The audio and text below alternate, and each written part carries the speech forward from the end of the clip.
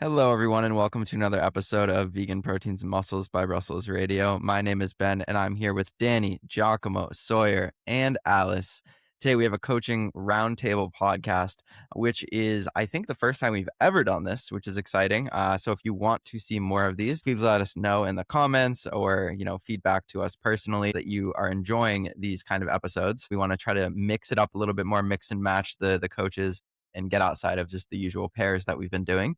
So we're able to coordinate it and get us all on the mic at one time. Today, we're going to be talking about a topic that is really hot right now, and that is peptides. No, we're not. You may or may not have heard a lot or a little about peptides. We're going to be talking about a little bit about the science behind them and what they are, but more generally, how you might be able to think about peptides, some things to be aware of, and all the other juicy topics relating to peptides. So as we kind of get going here into the discussion, I'd like to kind of just start maybe more of like a pop culture sort of entrance. Like, what have you guys been seeing in terms of the general discussion around peptides these days? So obviously GLP-1s are really like something that has skyrocketed in the widespread usage. And, if you think about the GLP-1 glucagon like peptide, that is a class of peptides. And so that's a really popular one, but you may have heard of some other ones. If you're kind of adjacent to the bodybuilding space or injury prevention, you might have heard about something like BPC 157. That's like a one that people talk about a lot for healing kind of tissues. But again, some of these things maybe don't have as much research as one would think behind them. So does anyone want to just start? Like, have any of your guys' clients asked you about peptides at all? I kind of want to start there. Has that been a topic of conversation that's come up at all? Or is it mainly like social media where you guys are seeing this sort of thing? I'd say the first time somebody asked me about peptides was probably about 6 years ago, and it wasn't GLP-1s. And it was a friend of mine who competes in natural bodybuilding in a non-natural federation. And she was like, hey, what do you know about peptides? All these girls I compete with are telling me that you got to do peptides. You have to do this, that. And she was like, is that natural? And I had to look it up because I didn't know. I was like, I have no idea what you're talking about. And then I looked it up on the list and I was like, oh, look at that. No peptides. I was like, no, it's banned. So obviously she didn't do it. But then I didn't hear about it for a while. And now I can't get away from it. Like, it's everywhere. Have you guys experienced that? I get clients asking about GLP-1s often, I would say. And I think it just comes up as a matter of like, everyone has little bumps in the road and challenges. And it's like, well, so-and-so's telling me that I got to get on this GLP-1 or they may not use those words, but someone has a good experience and they want to go, share the news, like shatter from the rooftops. And so they're like privy to that and feeling not pressure, but just sort of like maybe when they feel stuck, they think, oh, is this the only like answer for me anymore? Is that like, but I do think that for the most part, my clients are like, oh, that's like a last resort. Everyone's really interested in general in our community for the most part in like the natural, like, okay, how can I do this without the help of extra drugs? So the first time I think I heard about peptides at all, someone was talking to me about an injury and they like DM'd me on Instagram and they're like, you need to check out this BPC 157. I had no idea what the heck they were talking about. And I had to look it up. And then thankfully, my Google history knows that I'm a natural athlete. And it's like, this is banned by WADA. And I was like, I just had this stranger reach out to me on Instagram and try to get me to take this banned substance. Can we, just in case our people listening don't know what a peptide is, I think we should just like explain it, because I think that's part of where it gets really confusing. Is a peptide is just a chain of proteins. It's a chain of amino acids, I should say. So I think it's like 2 to 50 amino acids chained together. That's a peptide. So amino acids, baby, that sounds totally fine and normal and natural, right? Like, that's what I think when I hear it. But most of them are taken via injection, which I think just hearing that alone makes people's eyebrow raise a little bit, like, what? Is it natural? So just wanted to put that out there in case people are like, I don't know what you're talking about. It's a small amino acid, so it's not like a protein. It's just like much, much, much smaller. Just add on to that. I think one thing that people don't realize is that things like insulin is a peptide. Like, there's a lot of things that already are tested and trusted that are peptides. And so one podcast I was listening to that my doctor friend, Dr. Angie, who's been on the show, pointed me towards was talking about how the word peptide is kind of like a really useless term when you're trying to decide. Like, it's like a marketing term almost, because it starts to have like this connotation with like, I don't know, wellness spaces or something, but it's kind of like using the word chemicals. You could be like, oh, I don't like taking chemicals, but it's because it's like, well, some people need insulin, or some people are on GLP-1s that have been well tested and are evidence to help them not just lose body fat, but like metabolically or like, cardiovascularly, they're getting a lot of help from these things, and they're great. So for us to come in and say, oh, peptides, bad news, like, it would be reductionist. It'd be flattening the whole thing. And I think that's why the word peptides, I think, is just kind of a loaded term, because there's so much in that category of drugs. And like you were saying, they are short chains of amino acids, and they can range from things like these untested in humans things that can be reacted to by your immune system. Your autoimmune system can say, that's a foreign protein, and attack it, and then start to attack tissues of yours that have similar amino acids. So they are very high risk, some of them, like, and that's why they need to be so rigorously tested. But that's why things like insulin and GLP-1s have been tested so rigorously. So I think it's really important that people don't just say peptides good, peptides bad. They start to look into the specific compounds and say, okay, how much evidence does this have behind it? And what am I actually looking for here? Because if it's a quick fix to something that a calorie deficit would fix, then it's probably not something you need to do or risk. Ben, do you have to prescribe peptides, or can you just like get them on the street? And first off, I'm still a little sad because we didn't get a chance to talk about anything personally. I was like, he's not going to do it. He's not going to go straight for the jugular. We're gonna catch 𝐿 up.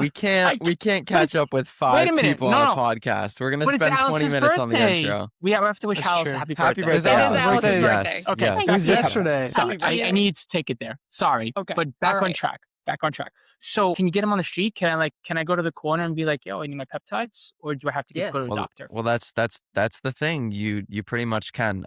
And like a lot of drugs these days, you can just buy them online. You don't even have to get a prescription, even if it's like, let's use testosterone as an example. Like, let's say you need some replacement therapy or something like that. You theoretically could just buy it yourself online and administer it to yourself, even though technically it's something that you should be getting a prescription for your doctor from.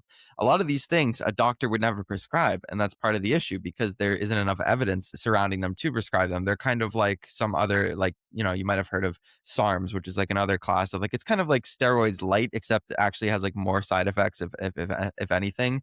And people just like them because you can find them, they're cheap, that you could take them orally. So a lot of like teenagers and stuff will take that as a quick thing. But a lot of these things, they are research chemicals, or they're used in certain clinical applications, but they don't have enough research to be like FDA approved or whatever it is. So these independent labs, if we want to call them labs, I know, Danny, you probably have some thoughts on this. Basically, people making them in their basement, making these things. And I always remember, I think it was Berto talking about how he had like bought these things and he was going to take them, and then he like saw like the label and he looked at it and he's like, this looks like it was like just some paper label slapped on it. He's like, how am I about to be putting this in my body? And I think it's a kind of a similar thing. If you just don't know where these things are coming from, and the problem is, like, influencers will have like discount codes and link in my bio to buy these things and discounts, and unfortunately I think that they are being marketed as, here's something where that can give you a performance enhancing impact without any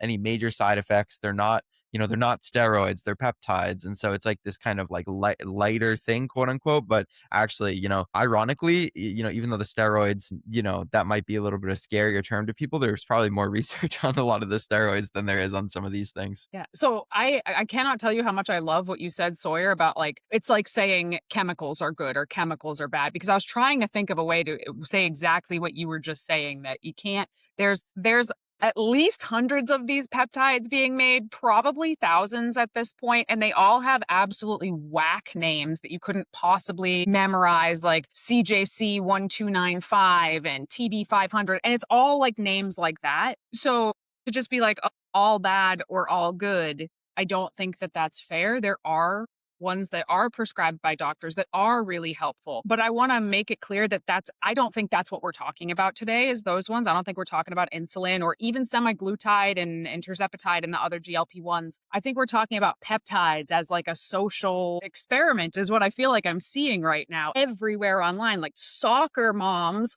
are like, check out my peptide stack. And it's like, what is happening? You guys are talking about this like it's vitamins and you're injecting weird shit you bought from China into your ass once a week. And we're talking about it like it's totally normal and you don't even know what you're getting. And then you're getting all your friends to do it too. Like you're the Avon lady. Like it's just, I can't believe what I'm seeing. I never thought this would be so commonplace. And I personally think that when we're talking about that, like it's actually pretty scary because of how little research there is on most, even the ones that seem promising, which I do want to say there are some that seem like if we do research them more, they might be very promising and they could be very helpful, but we just don't know right now. So everybody's just their own experiment of N=1 and sharing their anecdotes with people. And that's scary. Mm-hmm.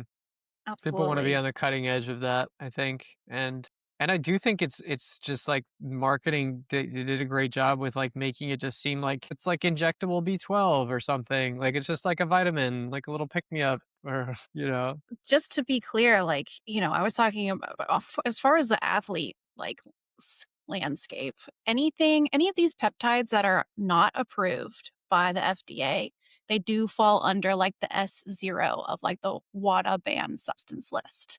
So like as an athlete, like it's so interesting to me to especially something like BP 157, which is explicitly banned by WADA.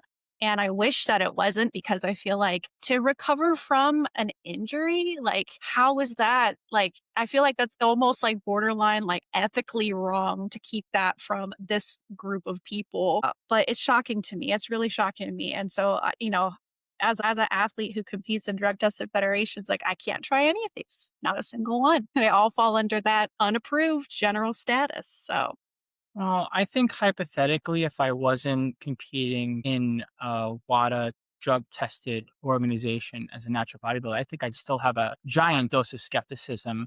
And I personally don't feel like my perspective would be any different in terms of whether I don't know what I don't know. And it looks too good to be real. It typically is. That's like the logic that I've been using. And I want to see if I was like 20 years old and I was taking a pro hormone again because it was the next flashy thing, I'd be like, oh, this is cool. But P.S. it's been 2 months later and this is a kind of weird side effect. My muscles are growing incredibly large, like as if I'm taking steroids. Maybe I should stop and think about this for a second.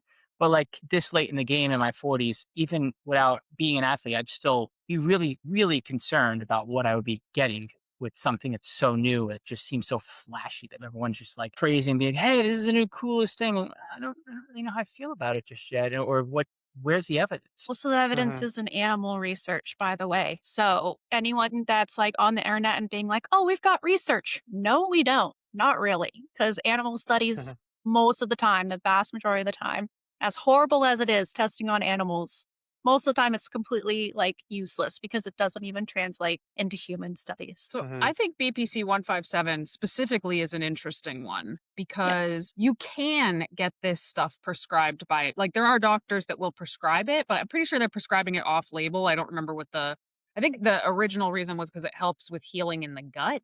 But then they also found that it might help with healing in like joints and things like that. But there's not a lot of human research on it. So you can't just like go buy this stuff willy-nilly legitimately through a doctor, which is why so many people are buying it through gray markets online. And when you do that, one, you have to buy it with the thing that says this is for research purposes only. So I don't know, you can buy it and inject it into your own lab rat at home. Like obviously people are buying this to inject it into themselves, but because they have that on there, it's not regulated. Dose to dose, the dosing is very inconsistent from vial to vial. They could be contaminated.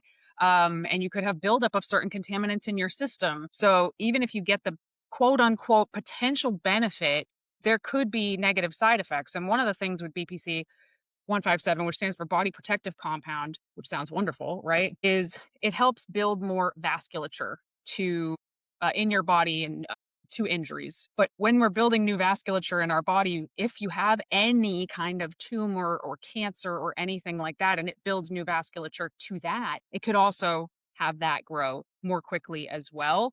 So would that happen? We don't know. We don't have enough evidence to find out. But like that is not a risk I personally would be willing to take, even though I hope there's more research on this in the future. And like Alice said, I hope it's legit because being able to take something that would help people heal faster, that sounds amazing. And I also don't think something like that should be gate kept. But I am also not willing to be the human lab rat to find out how it works. That reminds me of things two very smart people said to me.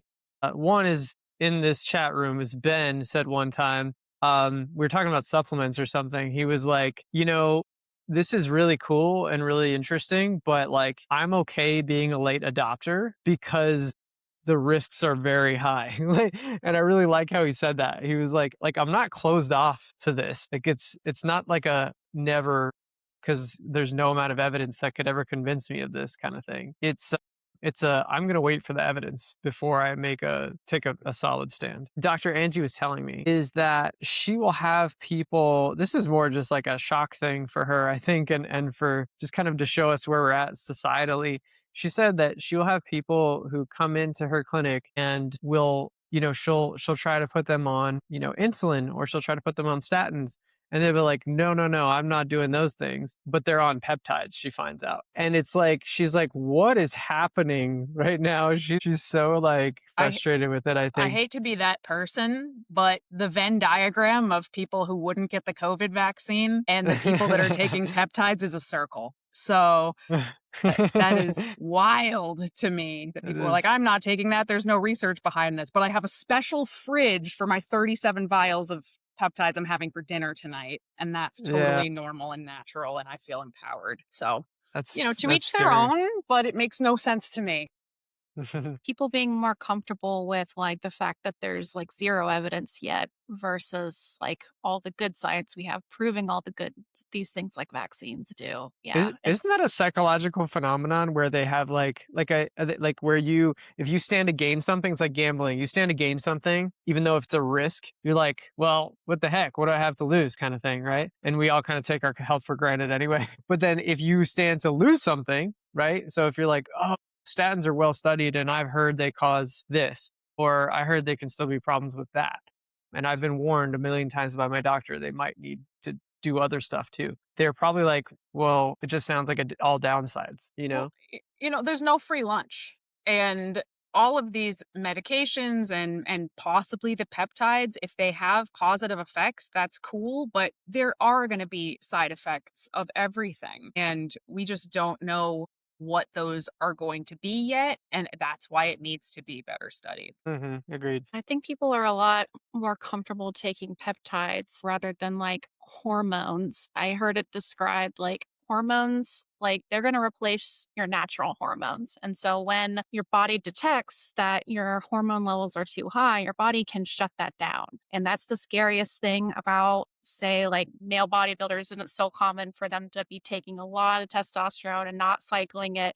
And then the real risk of one day stopping that. And then it's like, your body is not going to continue making it. You're just going to have to keep injecting it the rest of your life, right? Whereas with the peptides, they're going to be speaking to your pituitary gland, basically telling it to release more of your actual hormones. So while there's still risks that come with that, I guess because we don't understand them as well, people are feeling more like apt to like jump for especially like the growth hormone type of peptides. And my understanding with the growth hormone ones is there's kind of like two kinds, and I don't want to butcher the vernacular here, but like one kind tells your body to secrete more of the hormone that tells your body to secrete the hormones, right? So it like makes it send more of the signal that says, hey, we need more growth hormone. And then there's other ones that just kind of skip that first step.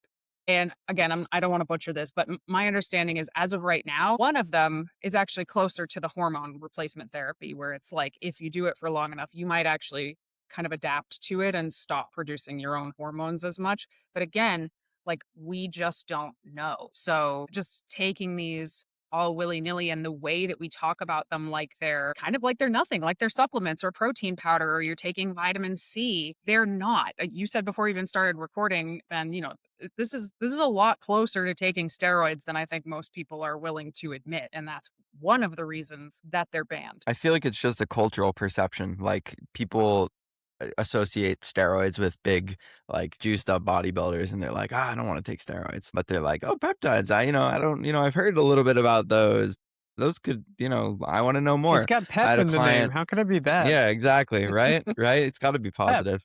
I had a client talk to me about a friend of hers who competes in the NPC, and I think it was in the NPC, or maybe she's just a trainer. I don't remember. And she was talking about how, she's in her 50s or whatever, and she looks fantastic. And she said, I've been taking these peptides just like very casually. And like you were talking about with like the soccer mom stereotype, Danny, I think people are just looking to take something that is going to be kind of like what 𝐤𝐿𝐵 was getting at, like a quick fix or a quick solution. But I really like the saying, like, for every gimme, there's a gotcha. Like, there's no free lunch. Like, there's always going to be some sort of trade-off when you're putting something exogenously into your body most of the time.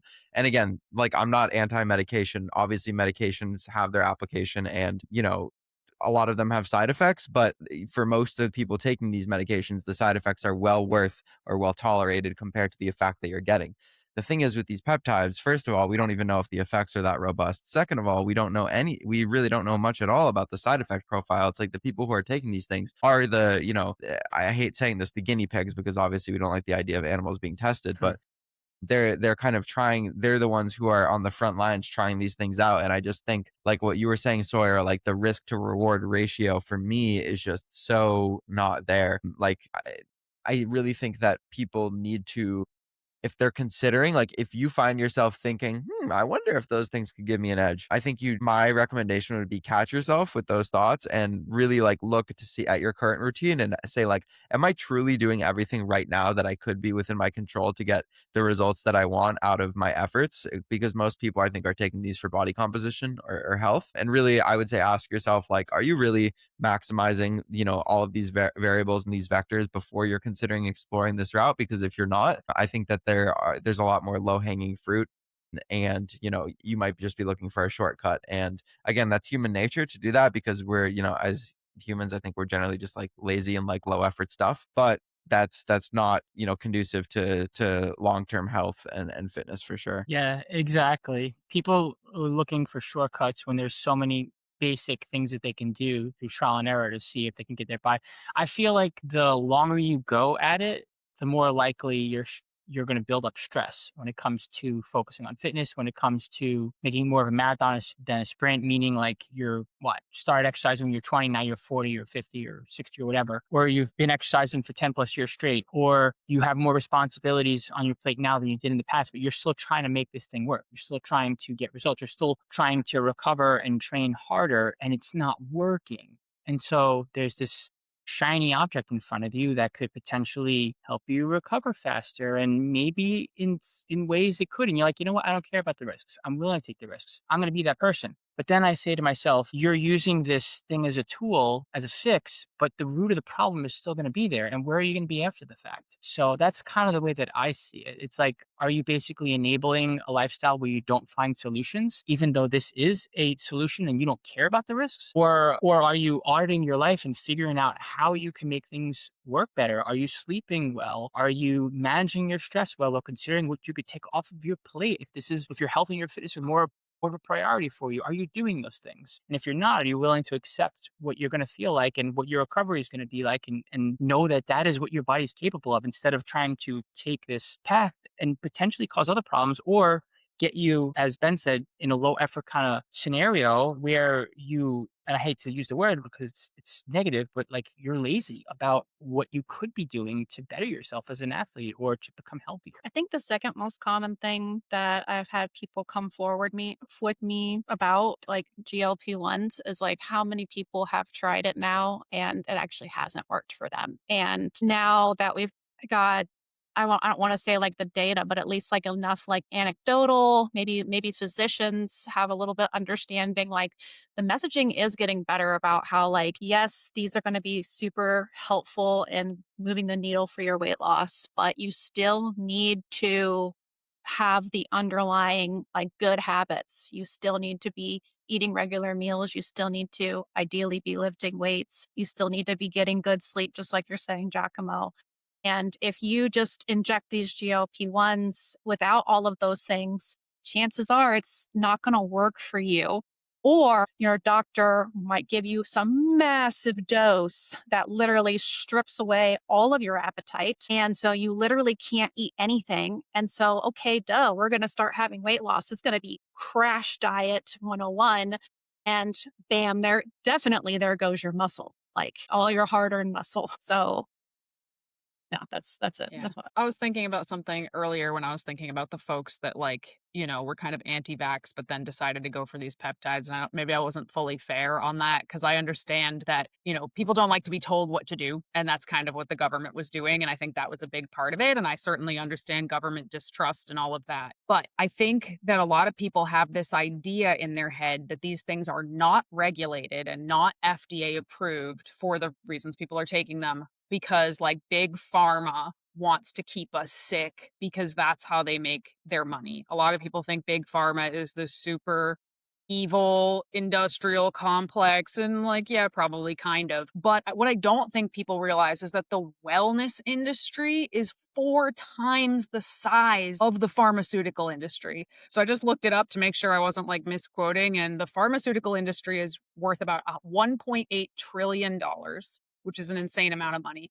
The wellness industry is worth 6.8 trillion. So even though we all like to, if you want to find the evil, you follow the money, right? And that's certainly a lot of money, but the wellness industry is also, as we all know, highly predatory, highly unregulated, selling people stuff that does nothing at best. But because it's not the government or no one's forcing us to do it, people seem to trust it more implicitly. I also think because it's largely run by influencers, that's their whole job, is to get you to trust them. I was just gonna say, it's like this veneer, this illusion of agency or autonomy that I think people have, where it's like, I'm making this decision for myself to use peptides versus somebody's telling me what to do. But in reality, if you're uneducated on a topic and we're all easily influenced by it's easy to fall into the common pitfalls and traps of, hey, somebody's really confident in what they're speaking about. They seem like they're an expert in this topic. And so they can, convince you pretty easily if you don't have that domain specific expertise to say, this sounds like there's a lot of good things going about these, peptides. And yeah, exactly Joe Schmo with 1,000 or a million Instagram followers said that this is what helped him, get abs and all this muscle. And so people are like, okay, that sounds like something I should do. And again, it's like they feel like they're, taking control and making this decision themselves. But it's like, really, this person's just implanted this idea in your head that this is a good thing to do, and they're directly profiting off of it. So what is actually the difference at the end of the day? It's just your perception of what's happening. It also kind of reminds me of in the mid to late 80s, early 90s, when all these psychiatric drugs were coming out that were very promising, all these different antidepressants and antipsychotics and anti-anxiety medications and blah, blah, blah. They were studied individually. They were not prescribed individually. People were being prescribed these cocktails of these different things that we did not know how they interacted with one another. And having a front row seat to that as a child, I can tell you, it wasn't good, okay? They were not intended to all be used at the same time, and it made a lot of people very crazy and very not themselves. And when I think about, one, how little research we have on these peptides individually, let alone together, people are not taking these individually. They're taking, I am not exaggerating when I tell you I have seen many people post that they have separate refrigerators full of vials of peptides because they are taking 6 in the morning, 6 in the afternoon, and 20 at night. All these different come on, we have no idea how those are going to interact with each other at all. At that point, I think you're just being completely reckless, but those are the people that are selling them. Those are the people that are getting people to, it's like a MLM for dudes mostly, is what it seems like to me. There's women doing it too, but it's mostly dudes, let's be real, getting their bros to sign up underneath them and get caught up in this pyramid scheme of chemicals. I think, not to get too meta about it, but I think this is what happens when we're in late stage capitalism, where things are so unregulated and so hyper competitive and so got to outsell the person, and it's all about short term gain and all these things, is that it erodes trust of the public, right? And so we have, I don't think medical professionals are doing anything explicitly wrong. I mean, at least not in this instance, explicitly wrong of like trying to advise, hey, let's use these tested substances, let's do this stuff, right? It's more the insurance model that they're constrained under. And they only get 15 minutes with these people once every 6 months, whereas these influencers pop up on everybody's feeds every day. And so they're getting more exposure to this kind of hyper capitalistic, like really tailored to the person message. It feels like these influencers are talking right to them about their problems, and doctors are just kind of like talking down to them or trying to explain very complex topics, like why they should understand the science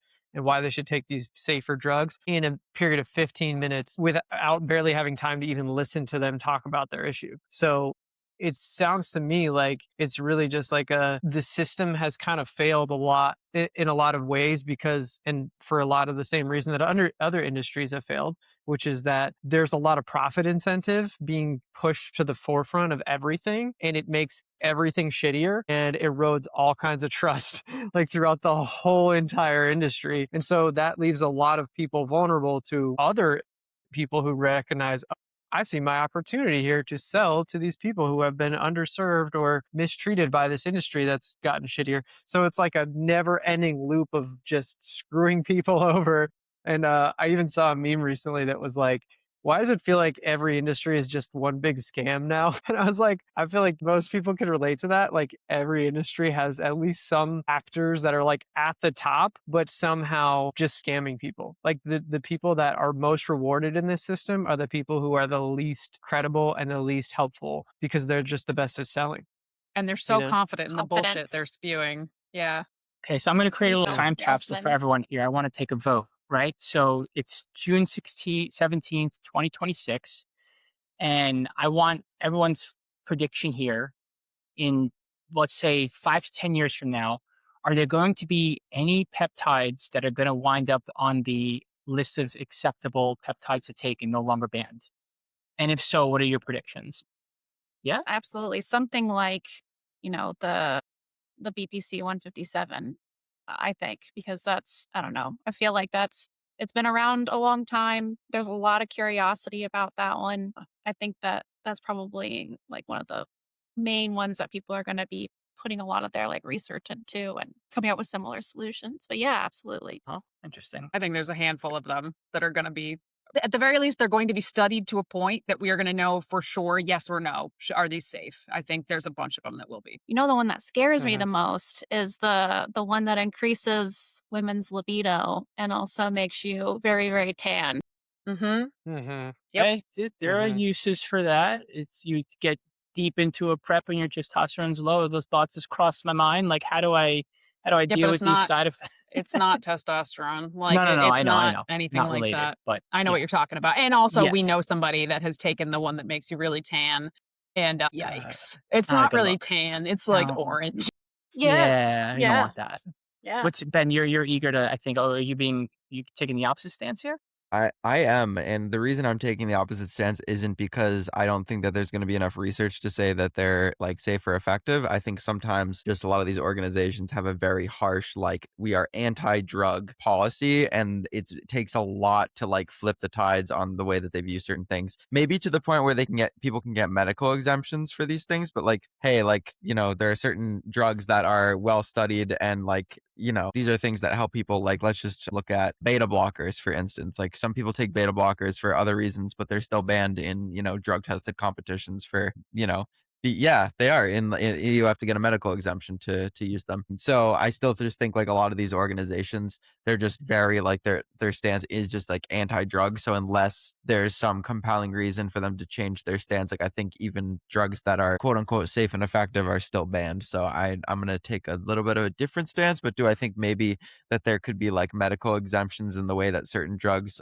are now, like, insulin, beta blockers, those sort of things? Yeah, I think that's a possibility. Yeah, I have this similar mindset to you, Ben, but for different reasons.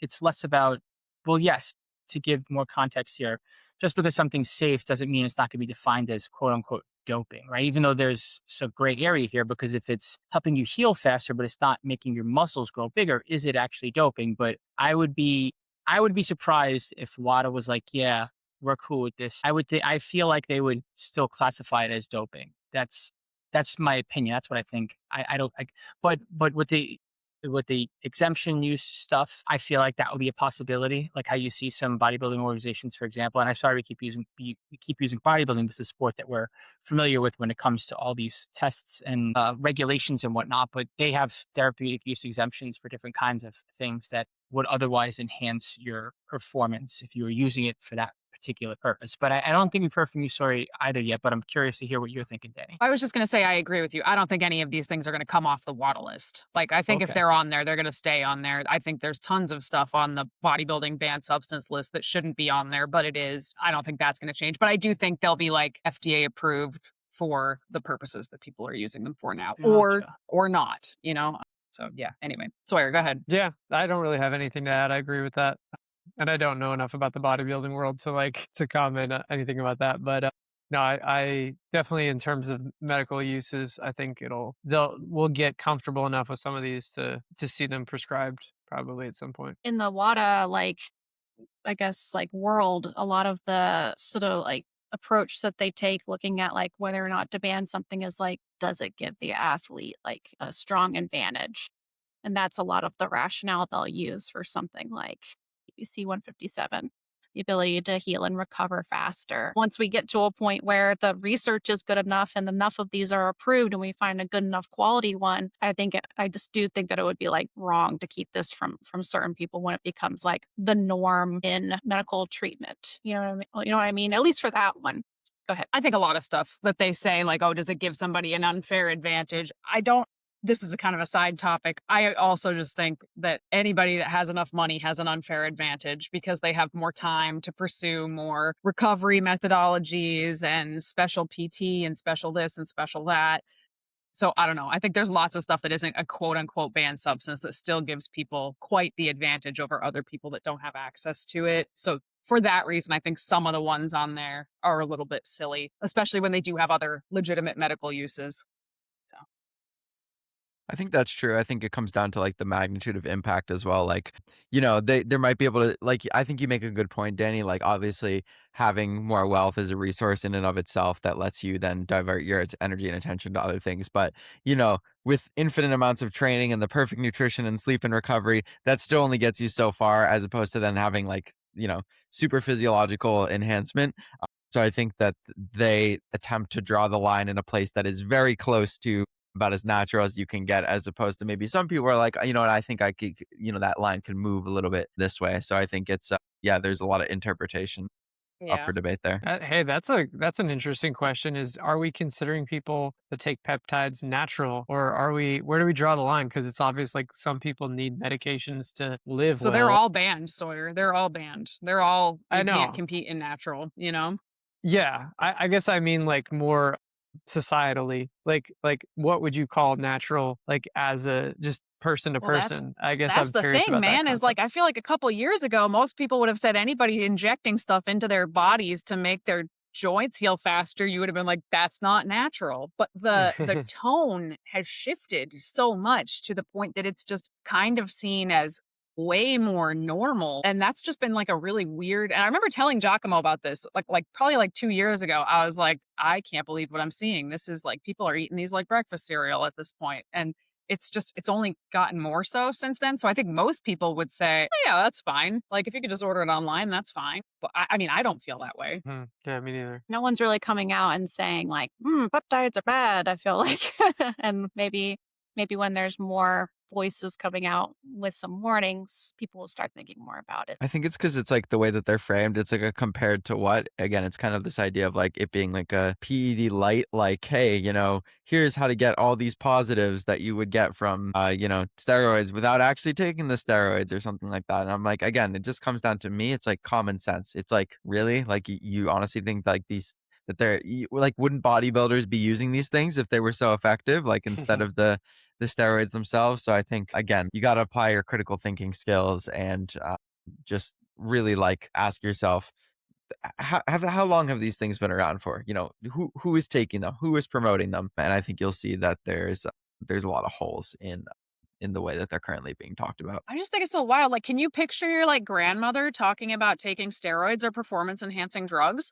Like just Nana having her tea, No. talking about taking peds. Like, but that's what's happening. Like, that's literally what's happening now. It's like I see some of these Facebook groups, because I don't know why they pop up, and it's literally like nanas sitting around talking about if they should take this peptide because they heard blah blah blah, and then a laundry list of comments encouraging her to do so from other grandmas. And it's just like it's really jaw-dropping shit. And I don't think we can sit here and be like peptides bad, right? But I could not in good conscience encourage anybody to take almost any of them. The only ones I could think of encouraging somebody to take would be the GLP-1s, and that would be someone in a very specific situation where I think it could basically kickstart saving their life. And outside of that, I don't think I would recommend it for anybody. But we also started with a very open mind with GLPs in the beginning because there is evidence that it can help. And what we're seeing with clients and whatnot are people are still struggling even well after the fact. And things are happening where they were working until they weren't, right? So even something that is clinically proven to help you in some ways is still not necessarily the answer. Yeah. And I have a theory on that also, because I've seen some people that GLP-1s have worked miracles for, and then I've seen other that it hasn't really done stuff. And just anecdotally, what I've noticed is the people that it's not really helping, I don't think those were the people that necessarily were dealing with the food noise and the insatiable hunger. I think the overeating was a habit of self-soothing, and it had nothing to do with hunger in the first place. So for those people, it's like the overeating or the binging or the night eating or whatever, it's a habit that they have formed for probably more emotional reasons than physiological ones. But the people that it really is like food noise, like all day, just thinking about food, being super sensitive to hunger, and overeating because of those things. But that was like the root of it, was that. I feel like it's helping those people a lot. That's so interesting. Yeah, well, I mean, we have these GLP-1 agonists that have passed phase 3 of FDA approval. Like they've been really well tested. And a lot of these studies have shown they've been placebo-controlled, randomized, and helped people lose weight. And so, because what you're saying seems to suggest that like you think it's placebo. You think it's more or not as physiological as it is like they know they're taking GLP-1s, and that's why they're getting rid of these habits. Is that what you're saying? Or you think No, it's no. different? I'm saying that there are people that because they're overeating or they're binge eating or anything like that, because it is emotionally driven, they're taking the GLP-1s and it's not stopping the habits because it never Oh, you're came saying from the hunger opposite. in the Okay. first place. Yeah. Okay. Yeah. That makes more sense to me. Okay. I was like, oh, because it seems like you're negating the placebo trial. But no, that makes way more sense that they would have, if it's an emotional trigger, that wouldn't be solved by a drug that helps you limit your appetite because it's not appetite driven, it's emotionally driven. Yeah, That and makes a lot of that's got to sense. be so disappointing. I mean, oh my God, that's got to be soul crushing to kind of come to that realization that there's basically a Mm. miracle drug out there that just like doesn't work for you, and that I- could be part of the reason Yes why. and no, because if you are able to rule out it's like if you're confused, if you're like, I can't tell if it's physiological or psychological, and you take this drug and you're like, yeah, okay, I'm not as hungry like for mealtime, but I still binge on chocolate, you would know at least it's emotional. I need to go to therapy or I need to do, you know what I mean? So you would at least figure out one more piece of the puzzle. I would like Yeah, to that's see, a like, hard message I'd to hope that way. deliver. Yeah, It's me and my I know. feelings again. This is a third party saying that, you know, Yeah. but whatever. You talking about like how disappointing. I mean, so a lot of people are trying to get these things covered by health insurance. And if you fall into, the certain like range, you may be able to get approval from your insurance to begin these drugs. But then when the weight loss reaches a certain point and you reach a new like threshold, just because your numbers are different, even though you still have a lot of weight to lose, you might lose that insurance coverage. And then bam, you're going to be stuck trying to foot the bill for these things. And talk about disappointment there. Like, Yeah. especially if you're putting your own money towards this, how much time and effort, because you're still going to, like I said, you're still going to have to do all the things. You're still going to have to eat right. Mhm. You're still going to have to sleep. You're still going to have to move your body. And now it's like these things are being stripped away. You're going to have to start paying who knows how Yeah. much money. And Very for that, stressful. I know a lot of people who are like, I don't want to say gaming the system because that sounds disingenuous, but kind of gaming the system. And basically, like, the doctor will be like, I think we should move you to a higher dosage. What do you think? And they'll be like, yeah, that's a great idea. But then they're not actually taking the higher dosage because they want to save it for when insurance no longer covers it and they're like stockpiling it. And I don't blame them because I have seen a lot of people, it's like their numbers have put them back into a camp where they're healthy enough that they no longer have pre-diabetes. So now, too bad, so sad, you got to pay for it all out of pocket now. And it's like, no, but wait, the reason I'm not pre-diabetic anymore is because of this. That's got to be so scary. I mean, I know I have had moments where like there's a medication I've needed that I can't get for some reason. I know you've had that moment as well, Alice. Like it's a scary feeling to feel like one of the things that is keeping you like upright and going, you're not going to have access to anymore. That's terrifying. So I And think part case of in it is like point, an the accessibility thing. Yeah. Yeah, the insurance industry sucks. But I have a client who was on God, I'm gonna mess this up. I have to look at my notes, but he was on, I think, Mounjaro or Ozempic. Mounjaro, I forget which Wegovy. one. He was on one of Mhm. them. He was on one of them, and then he switched to Wegovy because his insurance wouldn't cover that one anymore. And that one didn't work for him. The second one didn't work for him, even though the first one did. So I'm like, okay, that's really interesting. Yeah. And I guess I learned recently when I was doing some research for this particular episode, which I wish I had my notes in front of me. But basically, there's two kinds of GLP agonists, and they one of them attacks like two different pathways, and one of them just attacks one, like semaglutide versus the other one. We're going to And so have it was 3 probably coming out that. next. So then it'll be 3 different 3? things. Yeah. Yes. Is that What? retatrutide? Is that the That's one that does 3? retatrutide. Yeah. That's what everyone wants. Whoa. Yeah. Anyway, sorry, I had to Dang. put that before that passed. Go ahead. Right. Oh, so it's, yeah, semaglutide and tirzepatide. So he was on one that was working, and then his insurance no longer covered it. It had to go to one that was, like Wegovy or whatever, and it stopped working, or it just kind of helped him maintain. And then he was like, I want to go back to that other one. So I think he figured it out. But it's like, I don't know. It's Yeah. so I mean, I've seen messy. people botch their glucose tests on purpose so that they still come out as pre-diabetic so that they can, I mean, Wow. I've seen some pretty wild shit. And again, I don't blame people for doing this. I was going to Yeah. mention this earlier. So in research for this episode, I was looking up, who are the doctors that are prescribing these peptides, not GLP-1s, just peptides in general. Like there are doctors working with real pharmacies that do prescribe these, but they are few and far between. So I was looking them up in my area to see like, okay, what exists? And I found like 2 in the state. And when I was looking at their website, just the appointment, just the initial chit-chatting with the doctor, no blood work, nothing, just chit-chatting, $800 out of pocket. They don't take insurance. There is no insurance. That's just to talk with them. And then after that, they put together a plan of which peptides and the ongoing blood work, because anybody that's doing this in anything resembling an intelligent way needs to be getting ongoing blood work. So it's like, okay, if it turns out that these peptides do what a lot of people think that they are going to do, currently it is so gate kept, the safe way to do it behind like just needing to have a kind of an insane amount of disposable wealth that's really depressing. I don't know. I mean, what's new? Mhm. That's Yeah. everything, right? But Yeah. I was kind of shocked when I looked that up. Like, but of course, there's also these like chop shop pharmacies that you can go to online where you pay $100 a month and they'll just keep prescribing you stuff that you just like hope is the right thing. Ugh, I don't know, It's man. terrifying. Yeah. It's like Yes best to case blood work, scenario, it's saline. Yeah. right? A lot of the things that I was watching in self-study was people talking about how, yeah, before you start this peptide route, like get blood work to see if there are any underlying hormonal challenges first. And I think that's another layer of complexity because so many, like PCPs and stuff, like really you should be seeing an endocrinologist, and it's not an easy specialist to find. It's not an easy specialist to get into. Yeah. So checking to see if you have, something else that's physiologically getting in the way of your weight loss. And then, yes, coming to some legitimate weight loss program, not a crash diet that's trying to, do all the right things that are trying to protect you in the process.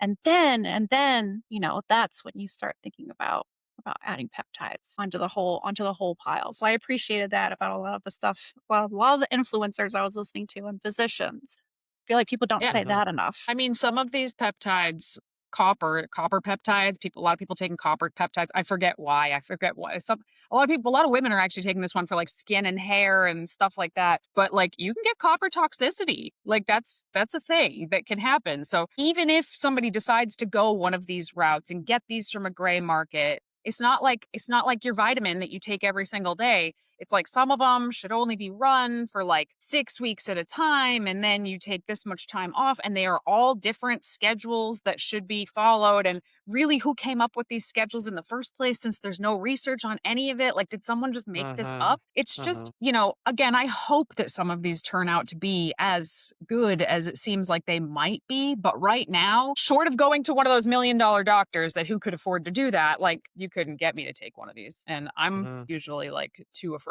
of my high school self would just take anything you put in front of her. But, like, I'm not usually too scared of certain things. But there's no way that I would do these things. Like, I cannot imagine injecting something into my body that I didn't know. Something about that just sounds so extreme and so wrong. Yeah. You order a lot It's of always- these things from overseas, and the quality control is very, very questionable. There's a lot of waste that can go into just the creation process. And that's another thing, making sure that you're getting like pharmaceutical grade and avoiding these, Chinese websites. Yeah. You just don't know. All right. I think that's a good place to wrap it up for today. You guys feel good about this? Yeah. Yeah. I think so. Yeah. All right. I'll Definitely. do. I hate that it does that. I'll do the outro here. All right. Well, I It hope never you guys does it when enjoy. you want it to do it, though. Just your day. Why How not do do it I when do I it? want How to did do you do it? that? I just gave a thumbs She- up, and it what just the did heck? it. She got it. This is Put in the same ridiculous. spot. I'm Maybe outta I here. have something turned on that I was unaware of. I thought you hit like a button like in Zoom. She's getting like, favorable emoji. treatment. I'm out of here. Do the same thing. What? Only yours is What the responding. heck? Just I'm curious. Just leaving. curious. All right. This is crazy. All right. Well, guys, I'm I hope that you furious. enjoyed this episode. There's probably more that we could talk about. If you enjoyed this style of podcast with the roundtable, all the coaches on here chit-chatting, I think we did a pretty good job not interrupting each other. Bummer that Ben had to bounce. But if you're looking for any kind of one-on-one coaching, we'll leave the link for the assessment in the show notes. You fill that out, you'll hear back from probably 𝐬𝐫𝐾 within a business day. We do have some open spots, and we'd love to be a part of your journey. If you want to give us feedback on this episode or ask questions or suggest other topics, you can email us, coach@veganproteins.com. Feel free to follow us on social media. So Ben is at Ben A. Mitchell, Sawyer is at Soy Boy Fitness Coaching, Alice is at Vegan Proteins Alice, 𝐬𝐫𝐾 is at Muscles by Brussels, and I am at Vegan Proteins. And if you liked the podcast, go ahead and leave us a review wherever you're listening to this. It really helps get the podcast in front of other eyeballs. Once again, thank you guys so much for listening, and we'll talk to you later. Bye. Yeah. Bye.